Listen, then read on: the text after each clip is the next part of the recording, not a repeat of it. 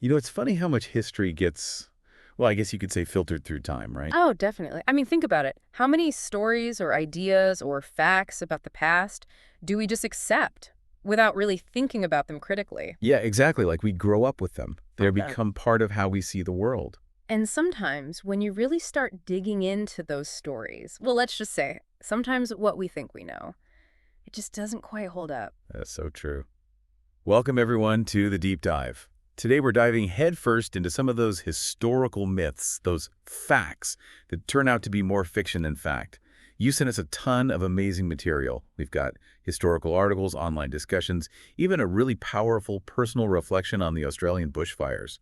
We're going to use all of it to unpack some commonly held ideas about the past and see what's really going on beneath the surface. Exactly. And it's not about just debunking things for the sake of it, just saying, nope, that's wrong.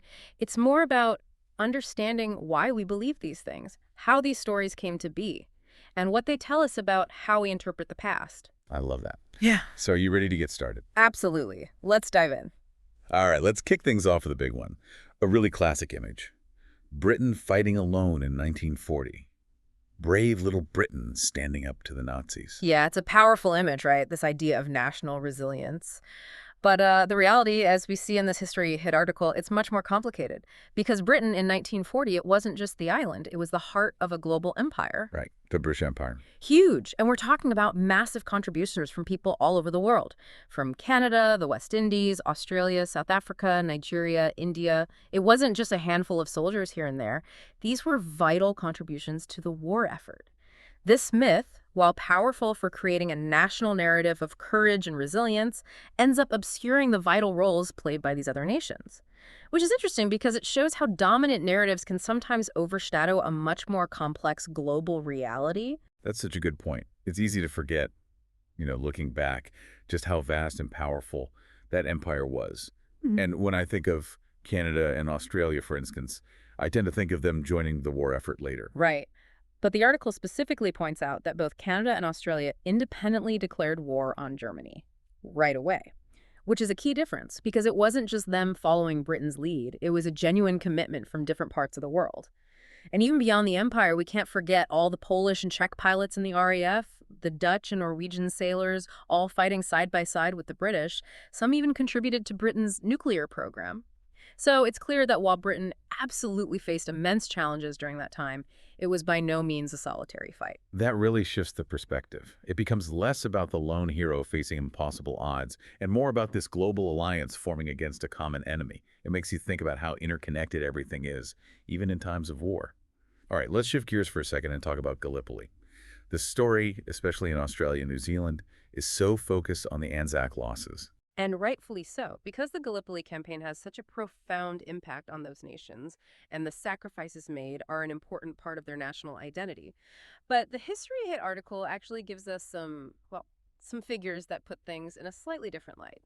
It points out that while around 9,000 Australians died there, the British actually suffered around 30,000 deaths, and even more French troops were killed than Australians, which is really interesting to consider.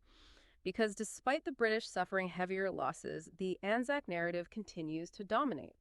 It just goes to show how powerfully national identity can be shaped by shared experiences of sacrifice, even if the scale of loss differs. For Australia, this was their first major overseas military encounter, and those casualties for a smaller population had a huge impact, shaping their national consciousness in a unique way. So it's not just about the numbers, it's about how a particular event resonates within a specific national story.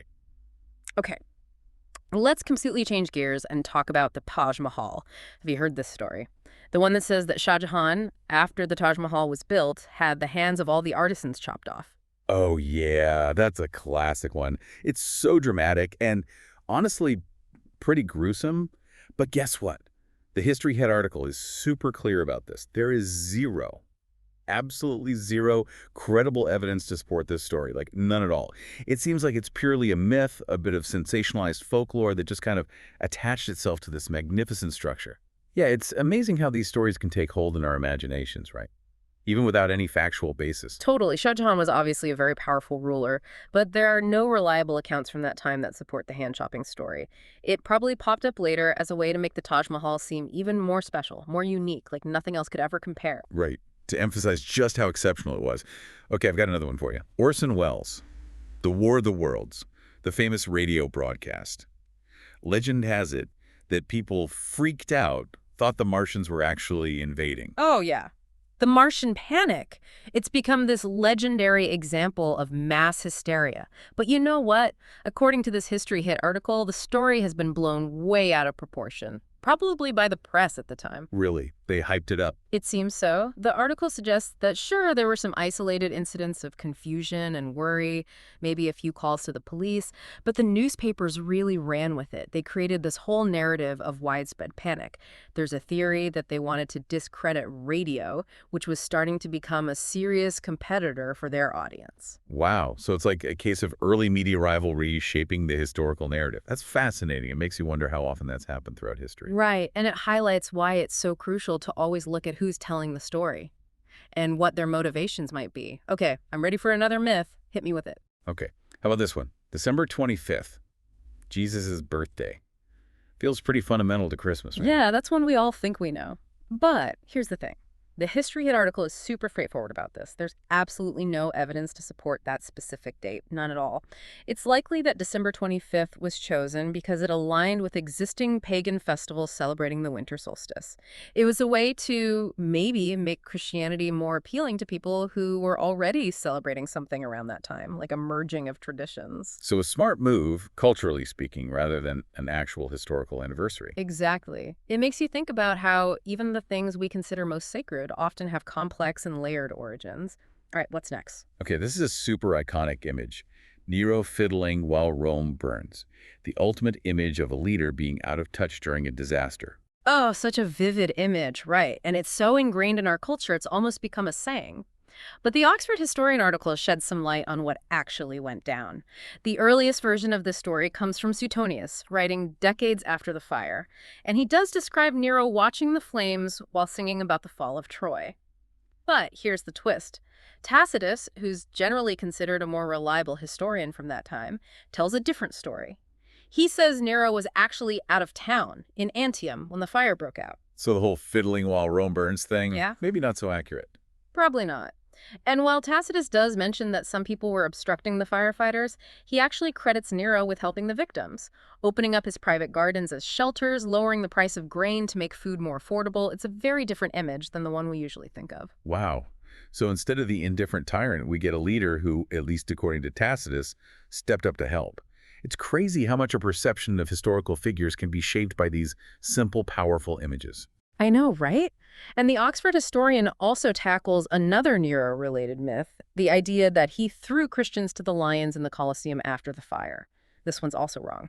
The Colosseum wasn't even built until after Nero's reign. While he did persecute Christians after the fire, it definitely wasn't in the Colosseum. So we have, like, a double dose of misinformation surrounding Nero and the fire.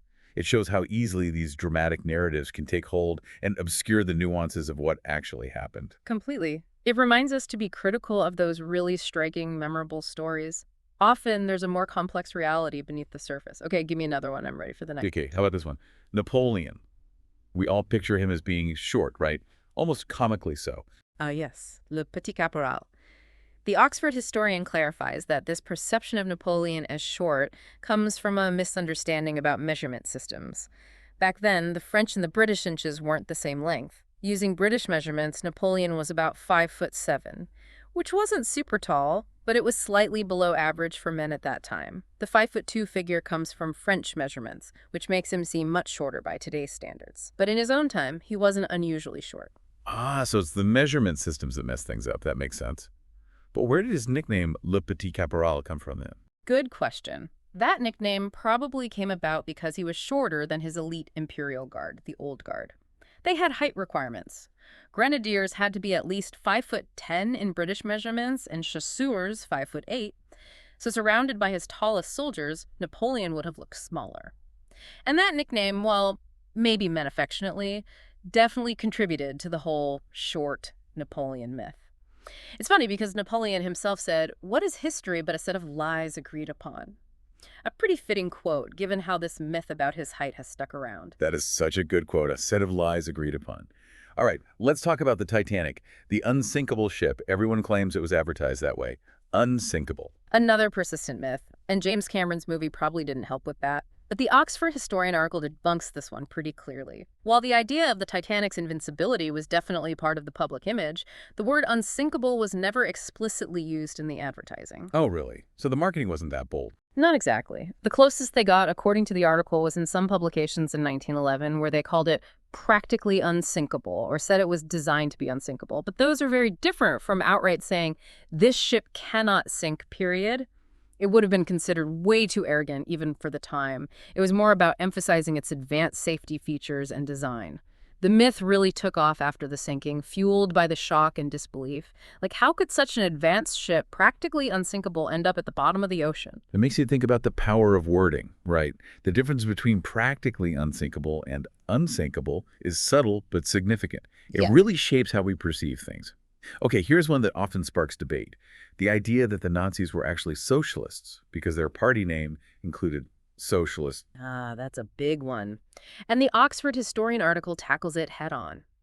The truth is, despite calling themselves the National Socialists, Nazi ideology fundamentally rejected core socialist principles, just like it opposed capitalism and liberalism. Their main idea was something called Volksgemeinschaft, or people's community, which sounds kind of socialist on the surface. But this concept was built on racial purity and exclusion. Anyone deemed un-Aryan was out, which is completely at odds with true socialist values of equality and solidarity. So the socialist label was basically a PR tactic. It seems that way. The article explains that while the Nazis did enact some policies that looked socialist, nationalizing industries, offering social programs, these weren't driven by genuine socialist ideals. They were tools to achieve their nationalist and racist goals. Hitler knew socialism was popular with working-class people, so he used it to gain support. But once he was in power, he got rid of anyone in his party who actually believed in socialist ideas. He hated socialism, and his hatred of Jews was tied up in that hatred. Socialists were among the first groups sent to concentration camps. That's a crucial point. The name was intentionally misleading. It mapped a very different and horrifying ideology. Okay, let's move on to something a little lighter, or at least less intense. The image of feminists in the 60s and 70s burning their bras in protest. How much truth is there to that? Ah, yes. The bra-burning feminist. It's such a potent image, isn't it? A symbol of rebellion against societal norms. Totally. But did it actually happen? Well, according to the Oxford historian, it didn't, or at least not in the way we often imagine. There were definitely protests against the objectification of women and restrictive beauty standards, but mass bra burnings weren't really a thing. So how did that image become so widespread? A few things probably contributed. First, there's the connection to the very real draft card burnings by anti-war protesters. Then there was a protest at the Miss America pageant in 1968 where women threw bras and other items seen as symbols of oppression into a freedom trash can. A New York Times article at the time called it a symbolic bra burning, and a New York Post headline, "Bra Burners in Miss America," really stuck in people's minds, more than the actual event itself. It all combined to create this powerful, though inaccurate, image. So it's a mix of symbolic actions, media hype, and maybe a bit of a desire for a catchy story. Exactly. And the article points out that this myth might have been used to undermine the feminist movement, to make it seem frivolous and distract from their actual goals, like equal pay, reproductive rights, things like that. Which is ironic because even the choice to wear a bra or not was a complex issue for feminists at the time. It was about personal freedom and control over their own bodies. It's so interesting how a simple image, even if it's not entirely accurate, can become the defining symbol of an entire movement. Totally. It reminds us that even our visual understanding of history is often filtered through layers of interpretation and sometimes distortion. Okay, what's the next myth we're tackling? Gladiators. We always picture them fighting to the death, right? Brutal, no-holds-barred spectacles in the arena. That's the classic image, isn't it? With the famous Ave, Caesar morituri to salutant. But, as the Oxford historian points out, the reality of gladiatorial combat was more nuanced than that. While death was always a possibility, it wasn't the guaranteed outcome of every fight. So it wasn't always a bloodbath. Not necessarily. Professional gladiators were expensive to train and maintain. Their owners, the Lanisti, wouldn't want to lose their investment too often. A defeated gladiator could actually plead for mercy, and the decision was up to the official in charge, or even the emperor, often influenced by the crowd's reaction. Believe it or not, being a gladiator could be a pretty desirable job. It offered training, fame, even wealth. It was a high-risk, high-reward profession. It makes you think about their motivations. They weren't just mindless killing machines. Right. And the article also discusses the police verso, the thumb gesture that supposedly meant life or death. Thumbs down for death, thumbs up for life. We often get that from movies and paintings. But a medallion found from 1997 suggests it might have been the opposite. A thumb tucked in meant mercy, while a thumb up meant death. It's possible we've had it backwards for centuries. Oh, wow, that changes everything. It's like we've been watching those gladiator movies with the wrong subtitles this whole time. Right. It shows how easily even simple gestures can be misinterpreted throughout history. Okay, I'm curious about the next one. What have you got? The Salem witch trials. There's a theory that everyone was poisoned by ergot, a fungus that grows on rye, that it caused hallucinations and led to the accusations. That's an interesting one, isn't it? Trying to find a biological explanation for such a strange and dark chapter in history. Right. It makes you wonder if there was something in the environment that could explain the mass hysteria. The Oxford Historian article acknowledges that, yes, ergot poisoning can cause convulsions, hallucinations, weird skin sensations, all things mentioned in accounts of the Salem trials. It thrives in damp conditions, and rye was a common crop in Salem. And some people point out that accusations dropped off in the drier summer months, which seems to support the theory. But the article argues that blaming ergot alone is way too simplistic. It ignores the complex social factors at play. Things like misogyny, class tensions, land disputes, and the super strict religious atmosphere of Puritan New England. All these things created an environment where accusations could flourish. Reducing the whole thing to a fungus ignores those human factors. It's like trying to fit a square peg in a round hole. Right. Trying to explain a complex event with a simple Yeah. answer. And it highlights how important it is to consider the full historical context to avoid oversimplifying things. Okay, let's switch gears a bit. I'm really intrigued by these myths that turn out to have some historical credibility. The ones that make you go, wait, really? Me too. These are always so fascinating. Let's start with that weird spray shape in the ancient cave paintings in France. The Chauvet Cave, I think it's called. Yes. Those paintings are incredible, so detailed and lifelike. But that spray shape was always a bit of a mystery. Yeah, it seems so different from the animal paintings. Right. For a long time, people thought it was just an abstract design. But this IFL Science article proposes a completely new theory, that it's actually a depiction of a volcanic eruption. Whoa. A prehistoric volcanic eruption captured in cave art. That's amazing. It'd be like finding a photo from thousands of years ago. Right. And what's really cool is that they've recently discovered an ancient volcanic field nearby that shows evidence of a huge eruption around 30,000 years ago, which lines up perfectly with the age of the cave paintings. It suggests that those artists might have witnessed this massive event and recorded it in their arts, like their way of documenting this powerful natural phenomenon. That's such a powerful connection between art, science, and a long-forgotten event. It makes you think about what other secrets might be hidden within those ancient markings. Okay, what's next in the surprisingly credible category? How about this? The Viking belief that spirits strengthen their weapons. It sounds totally made up, right? Pure mythology. Yeah, it's like something straight out of a fantasy novel. But according to a Watch Mojo article, there might be a real scientific basis for this idea.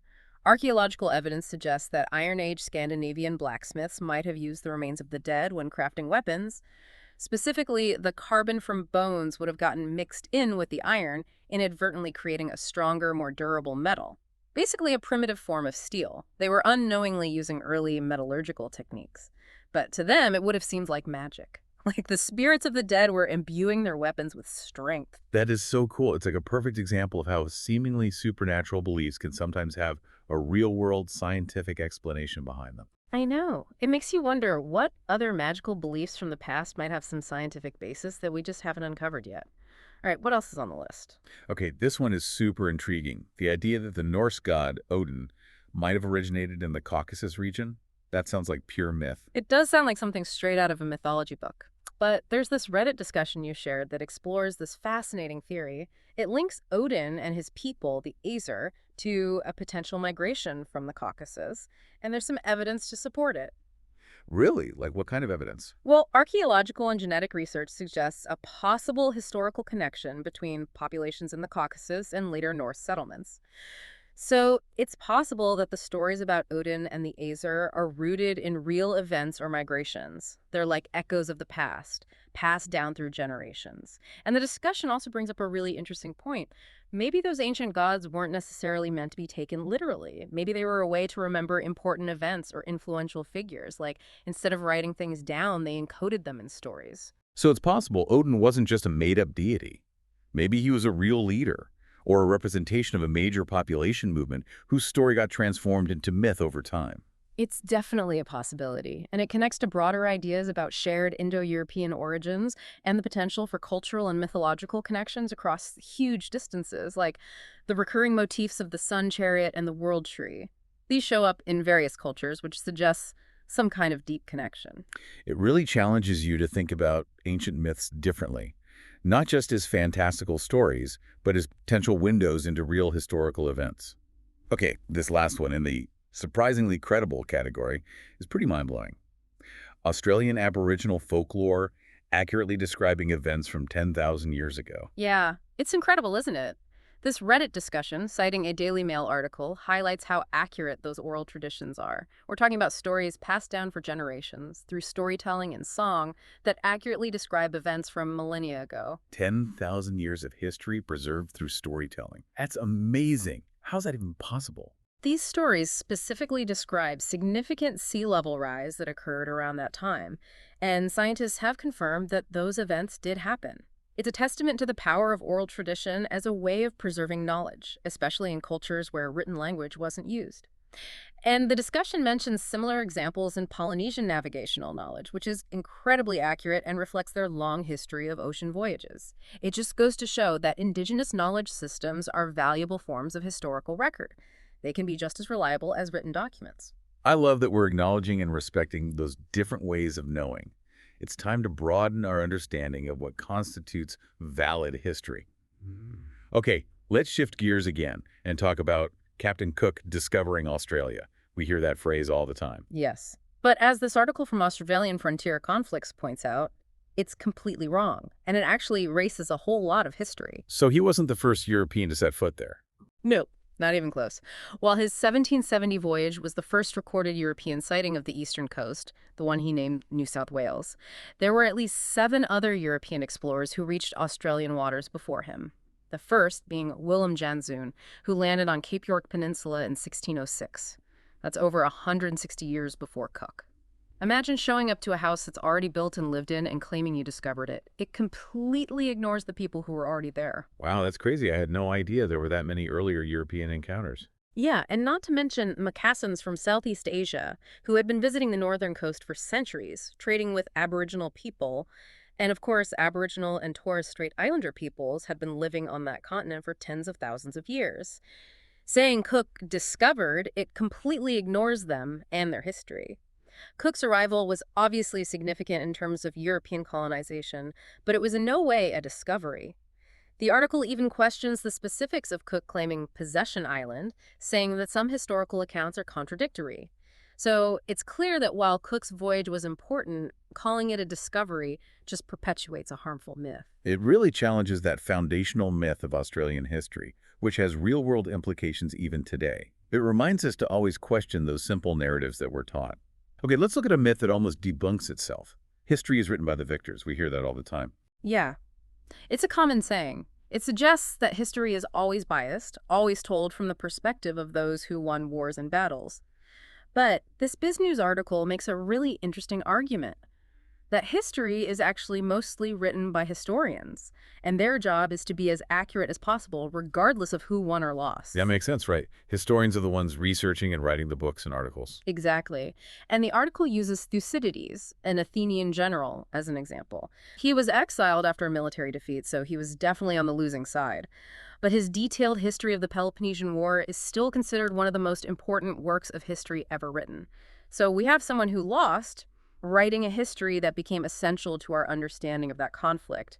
It shows that winners don't always get to control the narrative. I love that example. It shows that history is more complex than just a simple winner-loser story. Definitely. And the article contrasts Thucydides with memoirs written by people like Guderian, a German general in World War II. Guderian's memoirs are very self-serving, trying to downplay his role in the war's atrocities. But historians have since challenged his account and provided a more accurate and nuanced picture. So while people in power might try to spin things their way, historians are there to dig deeper, to analyze the evidence, and to present the most accurate version of events, even if it means contradicting the official story. That's such a vital role for historians to play, to challenge those in power and hold them accountable. Okay, let's turn to something a bit darker. The historical use of burning as a tool of authority and suppression. This A Comment article takes a really thought-provoking look at the history of burning. It connects contemporary events like the terrible bushfires in Australia with historical instances of deliberate burning. It's about the destructive power of fire, both physically and symbolically throughout history.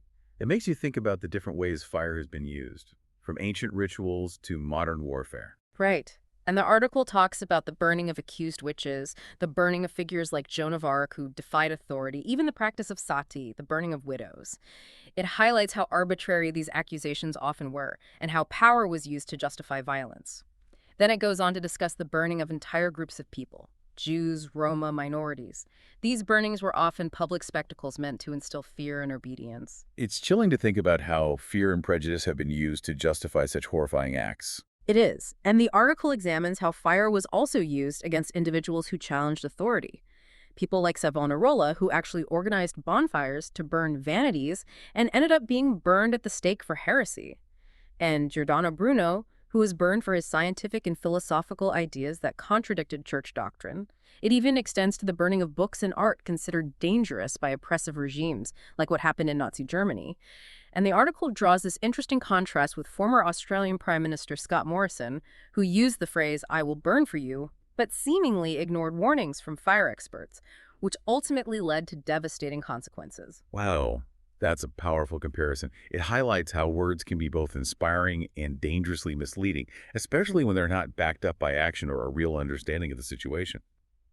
Okay, for our final deep dive, let's talk about cesarean sections. This is a medical procedure with a long and complex history, and there are a lot of misconceptions surrounding it. It's fascinating, right?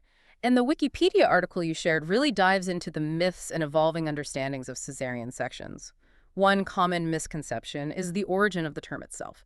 While it's true that Roman law, the lex caesarea, required cutting a baby out of a mother who died in childbirth and burying a pregnant woman was taboo, the direct link to Julius Caesar's birth is not actually confirmed. So the Roman law is real, but the Caesar connection is more of a legend. Exactly. And there are even earlier accounts, some possibly mythical, of C-section-like births in different cultures, like the story of Raymond Nonnatus, a 13th century saint named Not Born because he was delivered via postmortem C-section. But survival for both mother and child was extremely rare for a very long time. The article suggests the first potentially successful C-section, where both survived, might have been in 1337 in Prague. It gradually shifted from a last-ditch effort to save the baby to an actual surgical procedure. And the article also touches on modern techniques like the Miska-Vladov method, debates about C-section rates and medical necessity versus convenience, the ethics of maternal choice, and the evolving role of fathers in gentle C-section practices. It's fascinating to see how the procedure has developed and the ethical considerations around it. It's like a window into the evolution of medical knowledge and cultural attitudes towards childbirth. Wow, that was an incredible journey through history. It's amazing how many things we think we know turn out to be misleading or just plain wrong. It is. It reminds us that history is full of surprises and that accepting things at face value can be dangerous. As we've seen today, it's so important to be critical, to question our assumptions, and to dig deeper into the sources of information, just like that Oxford historian article talked about the constant struggle for historical truth. And it's been so cool to see how myths can endure, evolve, and even sometimes reflect bits of historical reality or knowledge preserved through unexpected ways, like oral tradition. Absolutely. It makes you realize how much more there is to discover, how much history is waiting to be uncovered, reinterpreted, and understood in new ways. So as you go about your day, as you read articles, watch documentaries, or just have conversations about the past, remember what we talk about today. Don't just take things at face value. Ask questions. Be curious. And who knows, you might just uncover a hidden truth or a new perspective that changes how you see the world. It's all about keeping that curiosity alive. The more we question and explore, the more we realize just how much there is still to learn. And that is what the deep dive is all about. So, until next time, keep exploring and keep questioning. Because history is never truly settled, and there's always more to discover. Absolutely. Until next time. See you then. Bye.